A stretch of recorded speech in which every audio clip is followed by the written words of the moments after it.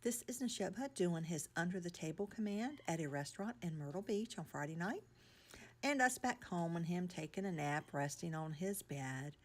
Had a very slight access issue in Myrtle Beach at Seafood World restaurant on North Kings Highway.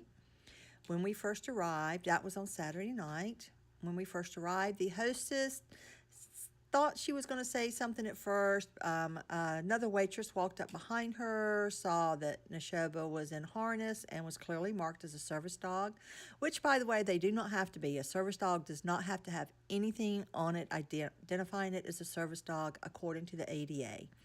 But he wasn't full harnessed, was marked.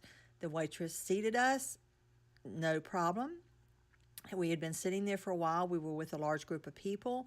We were sitting in a separate booth right beside the table the rest of our friends and family was at because there was too many of us. So we sat separate, just in a booth adjoining the table. And a little bit later, a lady walked by and saw Neshoba's paws. Neshoba was all the way up under the table, and with him being dark and it being dark under the table in the restaurant, it's about all you could see was the tip of his paws. And she stopped and asked if he was a service dog, and I said, yes, he is my service dog. And she proceeded to ask me for ID papers, which you cannot do because they don't exist. There is no identification papers, no certification papers, nothing in the United States for service dog, and they are not required. I informed her of this and told her the only two questions you can ask a service dog handler is that a service dog, which I had already answered, and what task are they trained to perform? That's all a business owner can ask the handler of a service dog.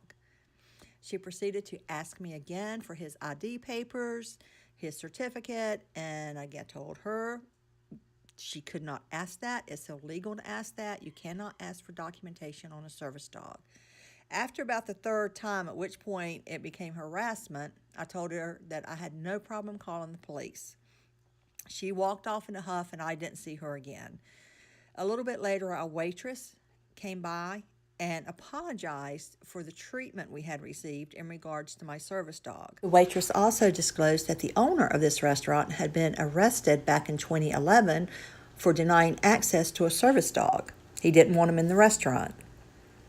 This is Neshoba demonstrating his under-the-table command in a restaurant on vacation in Gatlinburg, Tennessee, back in September. As you can see, he lays quietly under the table. He doesn't bother anything. He doesn't move around, and he will stay there no matter how loud or how crowded until we get ready to leave. The papers these restaurants are asking for, that people go to eBay and Amazon and buy them. They are fake. They're not worth the paper they're written on. People go and buy these service dog certificates and IDs for stuffed animals. They buy them for plastic dinosaurs. They are not real, but some restaurants seem to think they are real. And then if one or two people come in, start flashing around those certificates, which a true service dog team is not going to do. We know the laws. We know that they are not required and that those are fakes. When we see anybody start showing those IDs, we know right off the bat that it's a fake. And usually we can tell a fake service dog from a mile away because of their behavior.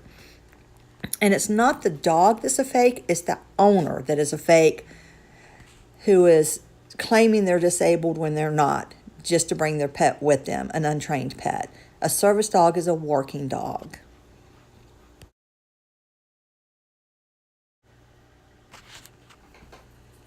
And this is a picture of Neshoba actually right before the manager at Seafood World came by and said something. He was laying under the table.